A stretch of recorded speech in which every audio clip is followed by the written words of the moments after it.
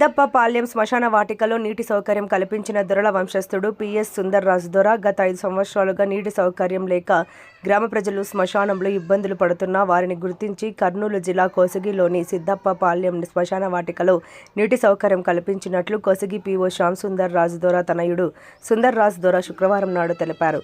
కోసిగి గ్రామంలో 1వ వార్డు, 7వ వార్డు, 8వ వార్డు, 9వ వార్డు తదితర వార్డు ప్రజలు వినియోగించే శ్మశాన వాటికకు గత 5 సంవత్సరాల నుండి శ్మశాన వాటికలో నీటి సౌకర్యం లేకపోవడంతో గ్రామంలో ఎవరైనా చనిపోతే వారిని సమాధి చేయడానికి శ్మశాన వాటికకు తీసుకెళ్లితే మట్టి ఇవ్వడానికి వెళ్లిన గ్రామస్తులకు బంధువులకు కాళ్ళు చేతులు కడుక్కోవడానికి స్నానాలు చేయడం మాట దేవుడెరుగు.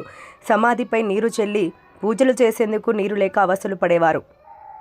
అయితే గ్రామ ప్రజల అభ్యర్థన మేరకు పిఎస్ సుందర్రాజు ద్వారా నీటి ట్యాంకు కట్టించి నీటి సౌకర్యం కల్పించడంతో కొసిగి గ్రామస్తులు హర్షం వ్యక్తం చేస్తూ సుందర్రాజు దొరకు కృతజ్ఞతలు తెలిపారు.